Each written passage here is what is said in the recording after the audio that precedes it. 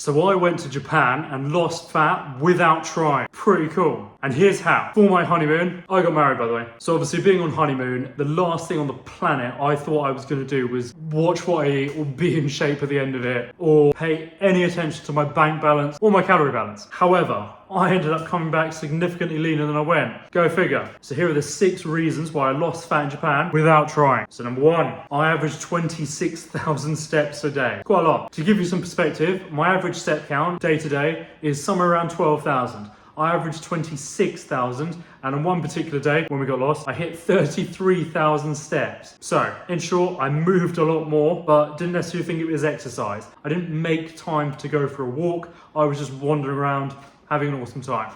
Number 2, when I was there in late September, there was a bit of a heat wave, and it averaged 33 degrees.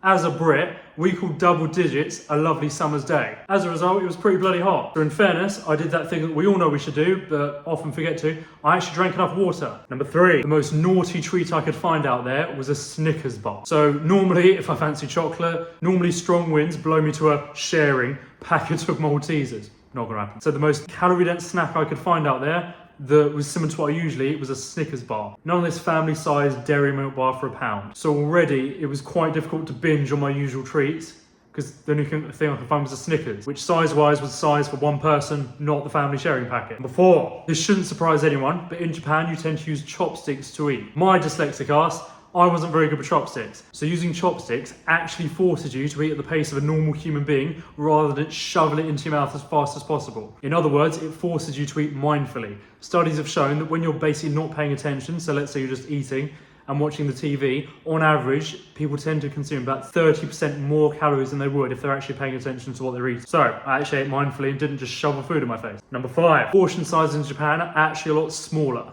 than in the UK. So normally, if you go to a restaurant, portion sizes are pretty blooming big, unless you go to those poncy, fancy restaurants. But most restaurants will give you a pretty decent size. So if you go to Nando's and you order 2 portions of chips, that's a lot of chips. In Japan, portion sizes are a lot smaller just by default. And after a while, you don't really notice it. I must admit, before I went, I was worried I was going to be hungry. 1, I thought I'd be picky about the food. And 2, I thought, I work out, I'm going to need more food. Not the case. The portions are smaller by default, and since I'm actually drinking enough water and not shoveling food in my face, it was perfectly satiating. And number 6, it became painfully obvious that a lot of my eating habits were due to boredom or just a need for a distraction. Funny enough, when you're wandering around Japan, you're not sure on really cool things to look at and investigate. A lot of what I thought I was craving was just habits or a distraction, or just I got used to reaching for a chocolate bar at 4 o'clock in the afternoon rather than actually being hungry. So in a nutshell, I moved a lot more. My step count was a lot higher. I didn't do one workout while I was there. Didn't even go for a run, nothing like that. And I slept in most days. So average step count was about 15k higher than usual. I finally drank enough water to help regulate my appetite. Most indulgent large portion snack I could find was a Snickers bar. So basically it was quite difficult to binge. Eat food slowly. On average, it takes within about 20 to 15 minutes for food to actually hit your stomach. So that's why you can keep shoveling it in your face, think you're not full up, and then all of a sudden it hits you, then your stomach feels like it's going to explode.